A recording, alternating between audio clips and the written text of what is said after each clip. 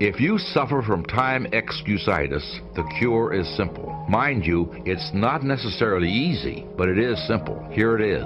Resolve now never to say, I don't have the time or I'm too busy. Always seek ways to accommodate new challenges in your job or special assignments or extra time with your family. You may find yourself slipping back into the excuse from time to time, but if you do, catch yourself. When you're about to say, I don't have time, change your mind. It often helps to budget your time, just like you might budget your money. Sit down and write out a time plan. Strive to become that busy person that people seek out for special challenges, instead of another victim of excusitis. Remember, everyone has the same amount of time. The difference is in how you use it.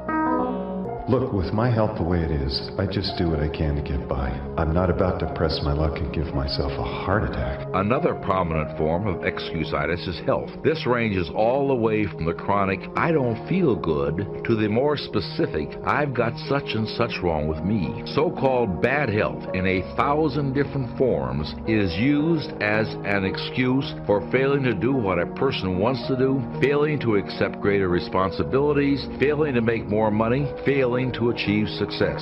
Millions and millions of people suffer from health problems. But is this really a legitimate excuse in most cases? Consider for a moment the other side of the coin. The people who become fabulously successful in spite of health problems and who didn't use health as an excuse. Franklin D. Roosevelt was confined to a wheelchair much of the time by polio, but he still served nearly 4 terms as president. John F. Kennedy was hampered by severe and sometimes crippling back pain, but he never publicly complained. Itzhak Perlman, one of the world's great violinists, has to walk with the aid of crutches. Arthur Ashe, the tennis champion, had his athletic career tragically foreshortened by heart trouble, but he went on to great success in business. There are scores of successful people in every walk of life who suffer from diabetes, multiple sclerosis, and other so-called debilitating diseases, but they don't use them as excuses. The point is simply that your physical condition doesn't need to hold you back, and for most people, health is simply no excuse for lack of success. Doctors will tell you that the perfect specimen of the human animal simply doesn't exist. There's something physically wrong with everybody. Many people surrender, in whole or in part, to health excusitis, but successful people don't. The more you worry about your health, the worse you are going to feel. Not only that, but the more you tell other people about your bad health problems, the worse you're going to make them feel too. You see, whenever you tell someone, I feel rotten today, or I have a headache, you're really telling them, I'm a little bit dead today. And nobody, but nobody, wants to be around a dead person. The plain truth is, there are only 2 people in the world who really want to hear you complain about your health problems. One is your doctor, and the other is your mortician. Nobody else cares. Nobody else wants to hear about your bad health. Now look at the other side. When you tell someone, I feel great, look what happens. First, you make yourself feel better. Try it right now, and you'll see what I mean. Say out loud, I feel great. Come on now, say it. I feel great. It's impossible to say that and not actually feel better. Second, you make the other person feel better when you tell them how great you feel. And third, you make them feel better toward you. When anyone asks me how I'm feeling, I automatically tell them that I feel so good I can hardly stand it, and if I felt any better, I'd be worried. This makes people laugh, but it also makes me feel better, because how you feel is a product of how you think you feel. So now's the time to cure yourself from the disease of health excusitis forever. Here's how to do it. The vaccine against health excusitis comes in 4 doses. First, refuse to talk about your health. Talking about your bad health is like putting fertilizer on weeds, and besides that, it bores people. Success-minded people defeat the tendency to complain about their health. Second, refuse to worry about your health. If you have a problem, see your doctor, but don't worry about it. It won't make things any better. It will just make things worse. Third, be genuinely grateful that your health is as good as it is. Remember the old saying, I felt sorry for myself because I had no shoes, until I met a man who had no feet. There's always somebody worse off than you are, so be glad for the good health that you do have, and don't dwell on your health problems. Finally, remind yourself that it's better to wear out than to rust out. Life is yours to enjoy enjoy. 24 hours a day. Don't waste it. Don't pass up living by thinking yourself into a hospital bed. People ask, hey man, these kids, man, it's rough dealing with them. That's right. That's right. You think peer pressure happened overnight? We went through peer pressure. I remember as a kid, some guys said, hey Les, me and another fellow named Willie Lowe, we were going home. Hey man, we're going down to Goulds, man, and knock off a grocery store. I said, look here, I don't want no part of that. I'll see y'all later. Say, y'all chicken. I said, that's all right, you say whatever you want. Low star. I'm not chicken, man, don't call me chicken. Then why don't you come? We didn't even ask you to come into place, man. All you do is just drive the car, that's all. I don't know how to drive that good. Well, we're trying to get Les to come. He's chicken. Hey, I'm not driving nothing, all right? Willie, don't care about what they say, man. Leave him alone. You want to go do it? You find somebody else to drive or you drive yourself. Come on, Willie, man. Pull him, you stop. I ain't chicken. All I got to do is drive? Yeah. I said, Willie, that sounds simple, man. Don't go, man. He went. And the next day we read the newspaper where when they robbed the store, when they came out running to a car, the merchant, the man who owned the store, came out just shooting wildly, and he hit the driver in the head. So peer pressure didn't just start in the 90s or the 80s. It's difficult and it's challenging for kids right now. And it's going to take some easy, simple methods to help bring them out of this madness, this insanity. No. Is it hard? Yes. Let's look at what we've been doing. What has worked? What has not worked? Let's look at where we want to go. What is it that we want to produce? What is it that we want to create for our young people? And as we think about that, start experimenting with different methods and techniques to create and to produce that.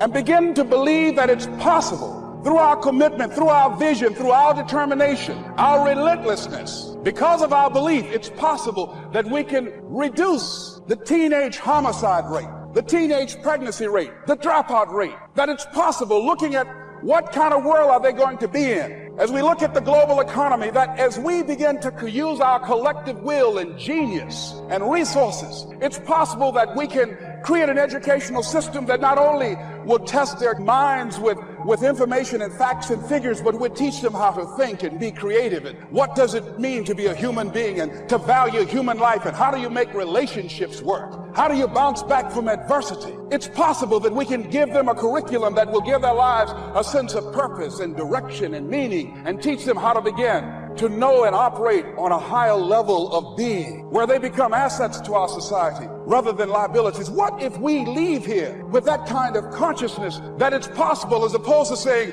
we have to write this generation off, that it's possible that we were born for such a time as this and that, that maybe someone here has the idea or the method or some plan of action or an approach that can resolve many of the problems that we're facing with young people today. Whatever we have to do to save our children, it's worth it.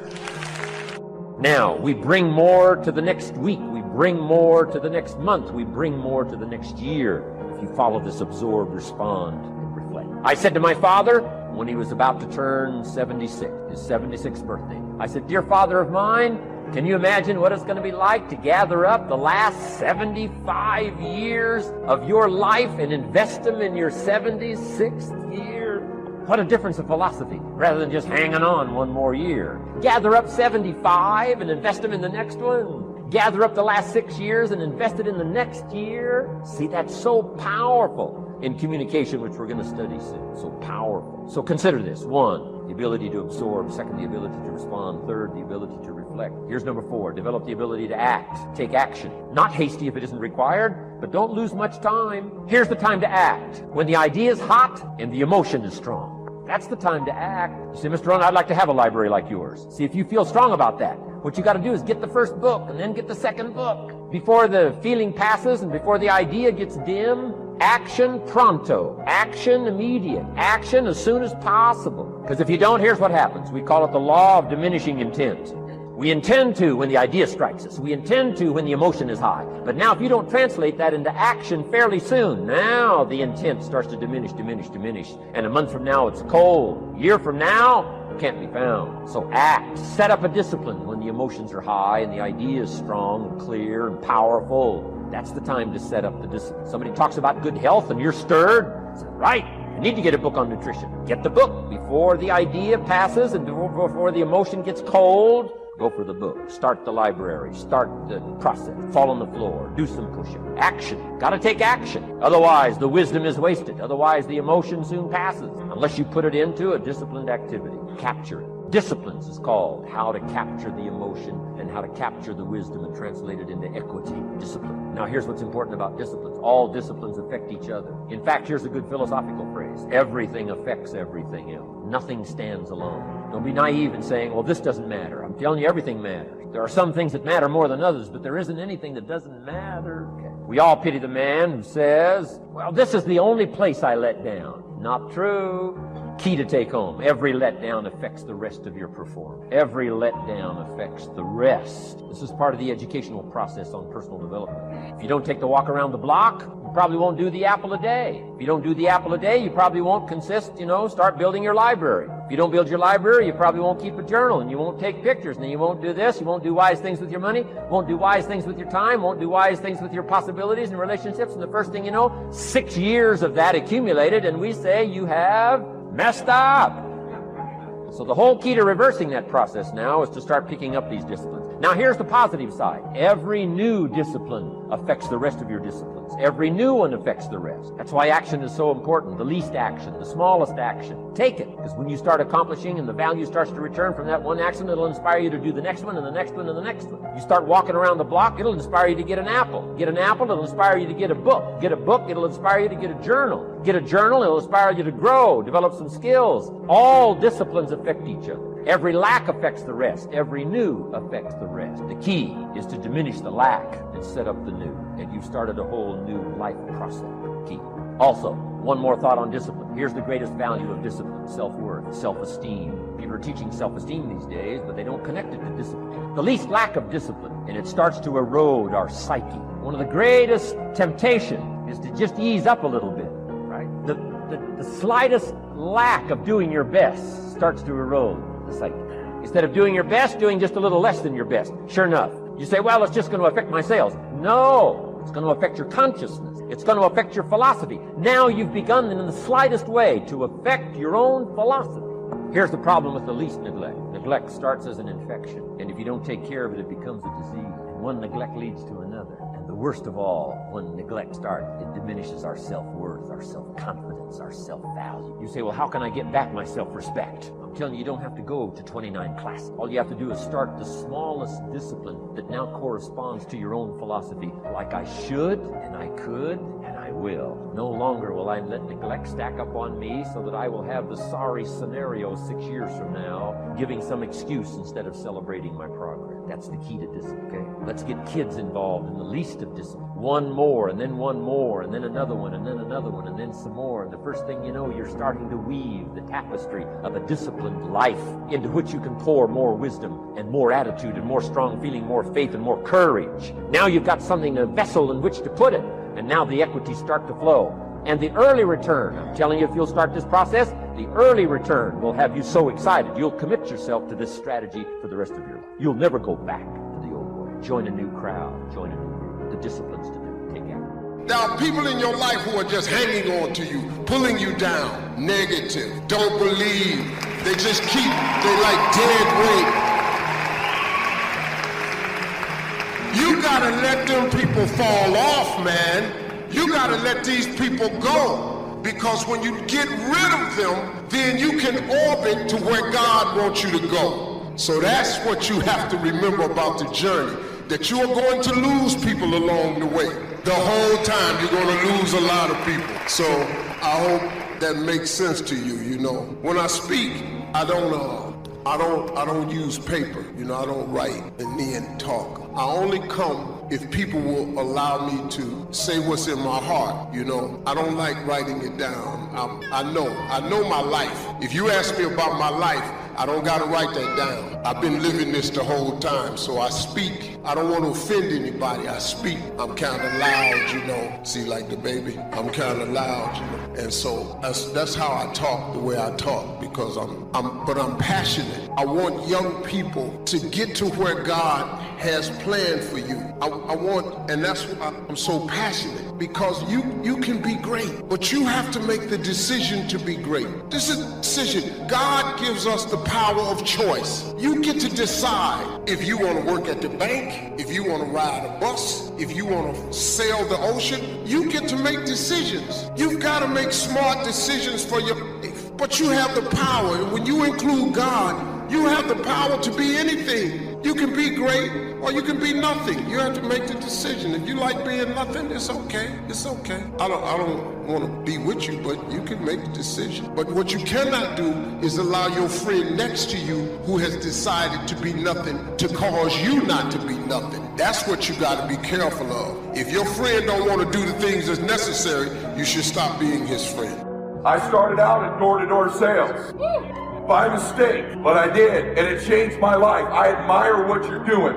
I want you to understand that. I know what you're doing. I did it for years. You can track back a $500 million net worth for me now to knocking on doors when I was a 21-year-old kid. So those of you guys in this room with a dream to do something great with your life, and you're kind of average and ordinary, maybe you're not the smartest dude in the world or the biggest dude in the world, but you want to do something great with your life, maybe I can be an example of that. Because I know what it's like not to feel great about what you're doing, to doubt whether you're doing this. And I just got to tell you something. I'm an example this stuff pays off, okay? So I'm going to take you through some of those keys that I went through. Actually, I started knocking doors kind of by mistake. I got recruited into the financial services business. There's a bunch of these old, stale financial dudes in there. And they kept telling me, hey, our average market, we want married people who own a home who have kids. Middle America for our products, right? And I kept thinking, how come you don't just go where they live? Like, if they have a house and we know the neighborhoods they live in, why don't we just go see these people? Why are we going through calls and all this roundabout easier stuff? Why don't we just knock on their door and say something? Can you guys teach me what to sell? Well, they thought that idea was hilarious, right? Who actually go knock on a door? Like, well, I would. I just wanted to win. How many of you relate to that? You just want to win. I don't care what the hell it took. If it was legal, ethical, and moral, I wanted to win.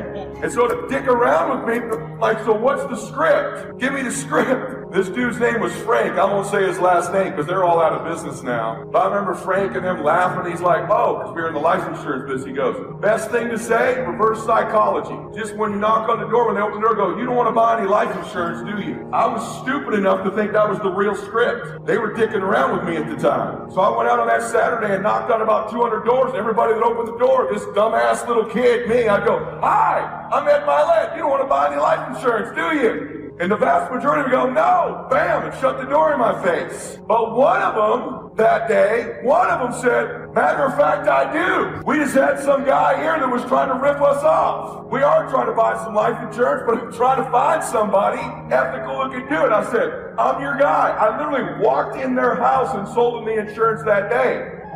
But we were in the recruiting business, so a lot of the people that said no to me, I'd say why, and they go, I ain't making enough money to buy any life insurance. I'd say, I'm glad you said that. Are you looking for an opportunity to make secondary income? 27 of them said yes. That Tuesday night at our recruiting meeting, I had 27 freaking guests there to hear about getting recruited because I knocked on 200 doors that day. There were only 30 people at the whole meeting. I had 27 of them. And my career started to transform because I was willing to do the things other people weren't willing to do. The other thing I figured out is I was in the math business. Most of you ain't figured this out yet. That's why you're not making what you can make. At the end of the day, you got to get in a bigger hurry. You got to see more people. You got to run larger numbers. If you're going to get to the top of your field and recruit more people, sell more people, you got to see more people. The flat matter is this is a competitive sport you're in. It may not feel like a sport, it's a sport. And for those of you that do more reps, win. More contacts, win. See more people, win. Y'all with me on that? Say yes. Yeah. See, you probably thought I was going to give you some like fluffy, I don't know nothing about selling speech. You got to run larger numbers, man. Hey, sister, you aren't running big enough numbers. You want to get to the big time? You want to get to the top of what you're doing? You got to run more numbers, see more people, recruit more people, and sell more people. Okay, that's the bottom line. You don't start to see more people, I'm going to smoke you. If I knock 200 a day and you knock 50, if I see 500 and you see 5, I don't care how good you think your script is, how great you are, how persuasive you are. You take a dude like me, I will smoke you. It's possible you can get what you want. It's necessary. If you want it, you got to go into action. You got to be willing to experiment. You got to be willing to fail and to succeed. You got to be willing to form and to develop new relationships. It's you. It's on you. You got to make that happen. Nobody's going to bring it to you on a silver platter and say, here's your dream manifested. No, it's hard. Yes, it's hard. It's difficult. Yes, right. And it's worth it.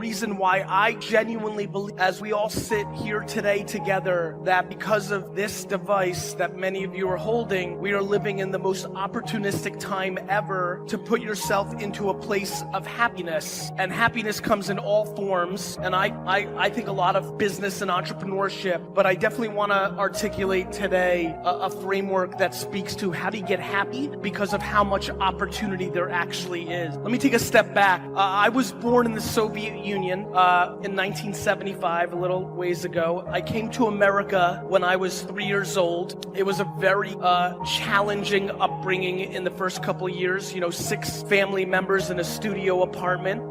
We struggled. We had to learn a new language. We started from the bottom, no question.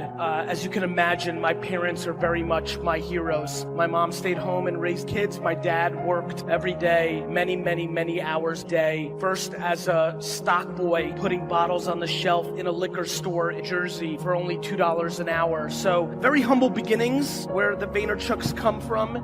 But entrepreneurship was definitely foundational in happiness that we were able to create over that period of time. My dad worked quite a bit. Eventually, he became the manager of that liquor store. And that's when we moved to New Jersey, outside of New York City. And that's where I mainly grew up. And that is where my entrepreneurial career began. I always wanted to work. It came natural to me. It's what I wanted to do. When the summer days happened and all the kids wanted to play, I wanted to go wash people's cars. I wanted to sell lemonade. I wanted to do business. It was always in me. It's what made me happy. When I was 5, 6, 7 years old, I convinced all my friends to stand behind booths from the lemonade that I made, and I would make signs and try to think about how to market. Long before the internet, I cared about one core thing, which was the attention of the person that I was trying to reach and how I could get them excited to buy my thing. Eventually, after lemonade, I started my first kind of real business. In America, in the 80s, baseball cards, sports cards that people could trade became very big, and I rode that wave. I got very involved. I love sports, and I love even more buying packs of cards, getting good cards, and reselling them. And that's really where I learned much. I mean, to think that sitting here today and having so many people clap for you on the complete other side of the world, and so much of that was what I learned in the malls and conventions in New Jersey selling these cards. It's remarkable. I'm very humbled. I very much appreciate the warm welcome when I came out here. And I'm setting up this framework because I think, as I was getting ready for this conference and I looked at so much of the chatter about the conference and obviously phenomenal Instagram account of our hosts, and kind of just looked, the thing that I've become fascinated about and the thing that I want to talk about today is really 2 things. Literally right before I came out here with the organizers, they're like, talk about the how. And I asked them, I said, the how here or the how here? What's interesting to me now that I've been a little older and had my career, and I'll go back to it in a minute, frame it up, but as I'm segueing, what's interesting to me is every wonderful person that I'm looking at right now, for them to get what they want, happiness, forget about money for a minute, happiness, for them to get what they want, it actually is only one of 2 things, here or here. And here represents doing the work, knowing what to do. My whole career, as I got more known on the internet, I did not want to be a motivational speaker, and I spent many years not talking about this. I mainly talked about this. But after a while, what started happening was I started reading enough comments, because I read all my comments, and I just started realizing so much of why people can't get there has to do with this, that I started talking about it more over the last 4 or 5 years. But I think they both matter. You could be the most optimistic, happy person up here, but if you don't put in the work, and if you don't know what work to put in, it's not gonna happen. Optimism is very close to delusion. However, I believe that optimism is the fuel to practicality, right? If you don't believe you're doing it for a reason or it's exciting, you're not gonna wanna put in the hours of the work. And so that's who I've always been. I've always been ambitious and happy. I was very fortunate. I had a tremendous mother who loved me very much, so I felt good. However, she did not create entitlement. When I lost or when I was doing bad, she told me. She didn't make a fake environment, which is a huge factor. And to be honest, my biggest concern about the last 20 years of parenting, too much fake environments, too much entitlement, which is why so many people struggle when they go into the real world, because the real world doesn't care. The real world is not your mama anymore. And so I think about those things. Fast forward, I was very very good at selling baseball cards when you're making $3,000 or $4,000 a weekend when you're 14 years old. You've got it. I was good, fine. But then my dad eventually bought a liquor store and he dragged me into the liquor store when I was 14. I started making $2 an hour, bagging ice. This was huge for me. If I didn't have that transition, all the money I was making as a young kid, it came so easy because I was naturally talented. I think not having that struggle of losing all that because my dad forced me to work in the store and making $20 a day, that really helped me. And I learned a lot in that liquor store. Most of all, what I learned was to watch people. Today, after this talk, I will go to the airport and on my flight, I will literally read most of the comments on Twitter, on Instagram, your DMs. I will read them and I'll read them to understand, was there anything I said in this hour that stood out, that didn't hit, that did hit? I learned that watching people, and more importantly, understanding people, and most importantly, being empathetic to people was the best way to build a real business, to build something meaningful. The biggest problem, I'll tell you right now, one of the biggest reasons most people in this room, if they decide to start an entrepreneurial venture, a side hustle, whether you try to sell something in your home on Facebook Marketplace, which, oh, by the way, I'm going to bring up later, my biggest belief that the quickest way for many people here to start is to sell stuff on Facebook Marketplace, but I'll talk about that later. Whether it's that, whether you're finally ready to start your podcast on Spotify, whether you're going to build your Instagram profile or meme page because you want brand dollars, whatever you're up to in this room, the reality is that if you have to put in so much work, but so much of what comes out of people's mouth or what they post is selfish, not selfless. It's what you want. You want them to buy it. You want them to like your post. You want them to follow you. The biggest reason I have the luxury of standing here today is from the wine business to the content I made on YouTube when it first came out to everything I've done over the last 8 to 9 years in my books, in all my free content. I've always thought, how do I bring more value to you than I get in return? It's very simple. Karma, or doing the right thing, always works. The problem is most people are impatient. The reason most people are impatient, especially in cultures like mine, Eastern European, in cultures like here, there's too many people in here that are trying to get successful too fast because they want to prove it to their parents. And in that impatience is a very important point. My friends, the number one thing I fear, period, is that people live their lives based on other people's opinions. The number one thing that I have seen as I've gotten older that has been very obvious to me is that most of the people here today do many of the things they do because of 1 to 5 people's opinions in their lives, whether their parents, their spouse, their older sibling, their neighbor. Living your life predicated on the judgment of somebody else is the great weakness of the human being. The biggest reason, do you know how many people are here today just to get affirmation from me to go and do something? I mean it. And it's fascinating to me, and I'm empathetic. I understand, and I want to talk about it a lot, because no matter how I tell you how to leave 500 comments on Instagram posts, or what time to post your posts, or why you should start a Spotify podcast tomorrow, or how you actually list an item on Facebook Marketplace, no matter what I tell you, if you post the first day and the person that you're worried about has a bad opinion of it, it's already game over. And so I flew all the way here 24 hours to put pressure on what is the most obvious conversation, which is, are you prepared to finally get quiet in your head and not allow the opinions of others to dictate your behaviors? Every person here knows what they want to do. Can we prime ourselves to feel good? Yes or no? What if you knew you would have a really important conversation with your kid or your spouse or your loved one, and you're starting to feel a little tension because you don't want to deal with this because you love them, you don't want to deal with the bullshit, but you know you got to? In this state of being primed about it, how's it gonna go? But if you primed yourself with laughter or joy or playfulness, and now you go to be with them, and somebody goes, no! And you go, that'll with them real quick, won't it? They don't want to deal with you enjoying yourself. So we are in charge. Here's the point. Life changes the moment you make the decision that you're 100% responsible for your experience of life. Not responsible like a heavy, response-able. If you're responsible, you're able to respond. You can only respond and be able to do that if you own yourself. And if you know people can do anything, but still you're the authority of what it means to you. You're the authority of your own emotions. You're the authority of your own actions. Who's with me on this? Say I.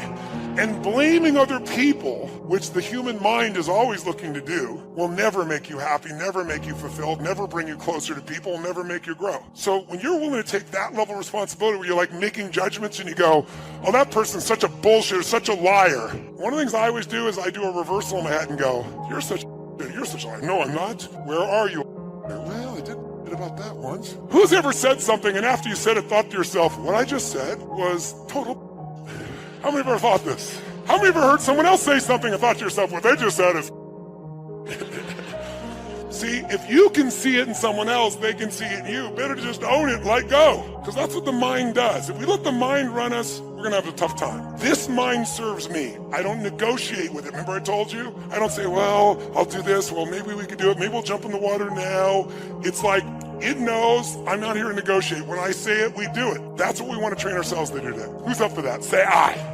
So the first step to that would be priming. So let me show you exactly what I do for 10 minutes. By the way, my son, people around him enough, he laughs so much, he is a priming to other people when he shows up in the room. Because they're around Josh enough, and they know at any moment Josh could crack them up, and there's an unconscious anticipation of it. Does that make sense? So even if something's stressful, they're almost on their edge that Josh is going to do something of this nature. It's an incredible skill. It's an incredible gift. So here's how I prime myself. I do 3 things. First, before I do the 3 things, whenever you want to make a change or improve something, the first place you want to improve it is in your mental, emotional state. If you do something from a pissed off state, from an exhausted state, from a frustrated state, from a weak state, it won't matter what you do. The thoughts are weak when you're in a weak place. The actions are weak. So the first thing we're going to do is I'm going to show you a simple breathing pattern. And the breathing pattern, if you're familiar with yoga, it's like breath of fire. It's similar to breath of fire. And it's a movement. And what it's going to look like is this. You're going to sit up in your chair with energy. I'll show you what we'll do, and then we'll do it. We're going to raise our hands up as we take the air in, and then you're going to blow it out. Only you're going to blow it out your nose. Now to do that, what actually changes biochemistry and what will get you to wire and fire a new set of patterns that are more elegant, more rewarding, more impactful than the ones that society will condition you to do if you let it, okay? So 3 minutes, a minute each. And by the way, when I do it, I usually pick 2 strong ones, and then I pick something really simple and I make myself really feel the gratitude, like the wind on my face, or the smell of the ocean if I'm doing it outside by my house, or the look on one of my children's faces. And I'll just fill that up. And the reason is, if all you do is get grateful about big things, you're going to miss most of life. You know, the astronauts that went to the moon, think about that journey. Think about, as a child, these guys dreamed of being an astronaut. They competed with hundreds of thousands of people, and then a few of these guys get on that rocket and go to the moon. And imagine, you walk on the moon, you look back, and you see that picture we've all seen of the blue-green Earth that's so beautiful, and it's not a photograph. They were the ones there seeing it. Talk about an experience. And then they face their fears and come in, and they land successfully in the ocean, and they're rescued. And then there's a ticker tape parade in New York. They shake the president's hand, and now what do? You're 32 years old, and you walked on the fucking moon!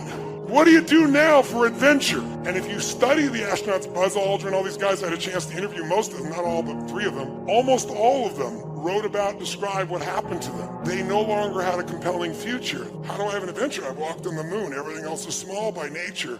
And as a result, they got depressed. Most of them abused alcohol and drugs. Why? Because they're looking for adventure on a moon run, and they missed the adventure in a smile. So I train myself daily, prime myself to find those little things that are so beautiful and feel them. Because the more I feel them, the more I can give that to someone else. The more I can move that direction, the more I can enjoy as well. It's putting the mask on me first. Who's with me on this? Say I.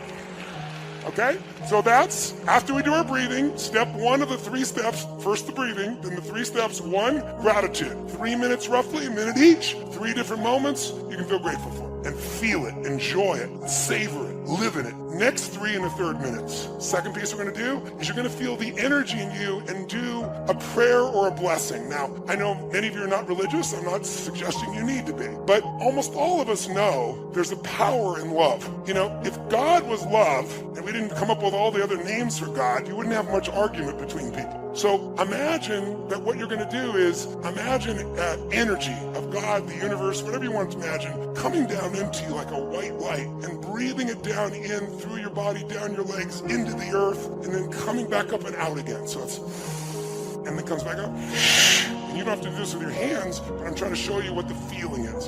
And while you're doing this, what you're going to do during those 3 minutes is you're going to give thanks. It's like a prayer saying, heal my body, my mind, my emotions, strengthen me, make me the best I can be, strengthen my love, my passion, my courage, whatever it is that you value in yourself. And you feel that happening. Of the 3 minutes, I do that for about 1.5 minutes, and the other 1.5 minutes, I then take that energy through me, and I send it in a circle around to my children, to my family, to my friends, to my coworkers, to my associates, to my partners, to the people I meet on the street, to my clients. And so it's taking the energy, and now you might sound like woo-woo stuff, but the idea of allowing your nervous system to heal and strengthen, just the focus of that alone, for you is strong, and sending to others as well. So you can think it's all bullshit, but try it and decide based on the experience. If you do it a while, I think you're going to find it'll deepen that sense of gratitude, because it becomes not only gratitude, but a healing, a strengthening, and a gift to those you love. The last 3 minutes, I call 3 to thrive. You're going to think of 3 things that you really want to accomplish or achieve, but instead of like hoping it happens or thinking about it happening, you're going to step in your mind and experience it as if it's done. You're going to see it or feel it, breathe it, celebrate it like you've already achieved the goal. What you're doing is training your reticular activating system. And we talked about this the other day, the part of your brain that notices things. When you did, before you bought that car or outfit, you never noticed them. Now you buy that car outfit, those cars and outfits are everywhere. How come? Because your RAS, now that you own one, says this is important. I need to pay attention to this. Well, when you get clear what you want and you see it as done and feel it and create it in your mind and your heart, and you celebrate it, there's a sense of certainty that enters your body, and your reticular activating system starts to go to work on making it happen. I get to speak. I get to speak all over the world, and it's always an honor and a privilege. And I always tell people, Saban has even brought me down to Alabama a few times, and I told him he's putting my VFL card in jeopardy, right? But it's nothing like being back in Tennessee. The love is different, the energy is different, and it's special. And it's always a privilege and an honor. And so before I get started, I want to make sure I express my gratitude to Pastor Davis and his wife. Thank you all so much for thinking enough of me and providing me with this opportunity. I want to thank Jason. I want to thank Chris. We rode down from the airport together, for them taking their time to come and get me. Also to the Sparta campus. It's a pleasure to be with you guys as well. And as I was standing back in the little alleyway here and I was watching that video, man, that video was awesome, right? And I was watching it and I'm like, man, I thank God that's not the other video that ESPN did, right? Because ESPN did a video and it was pretty cool, right? And I'll never forget, I was home one day in Atlanta with my wife and our 2 children, and we got an 8 and a 9-year-old, 11 months apart, Irish twins, give us a run for our money every day of the week. And I was hanging out and the producer called about the film. And so when I picked up, he said, "Hey, Ink, what are you up to?" I said, "Man, just hanging out, getting a little family time." He said, "I need you to take a seat. I got some news I want to share with you." I sat down. I said, "What you got?" He said, "Do you remember the film we did?" I said, "Of course, man, forever indebted to you guys for it." He said, "Well, it's nominated for an Emmy." I said, "Man, that's pretty cool." I said, "Give me a second. I want to go in the kitchen. I want to share this with my wife." And so me and my wife, we've been at it since 5th grade, puppy love, the whole 9. So I go in the kitchen and I say to my wife, I said, "Babe, you're not going to believe it. The film with ESPN is nominated for an Emmy." And my wife was like, "Whatever." And I was like, "No love?" Right? And she was like, "I don't care about sports." Right? And so I'm super competitive. And so I walk back into the other room with my kids and I say to the producer, "Man, who are we up against?" Right? "I want to win this. I want to bring it back home to my wife, even though she doesn't care." Right? "To my mother, my grandma, like I want to win this." And the first name he says was, "Ink, there's a film about Muhammad Ali." I said, "We lost." I said, "We lost," right? And we ended up losing, but I got nominated, so it's all good, right? Yeah.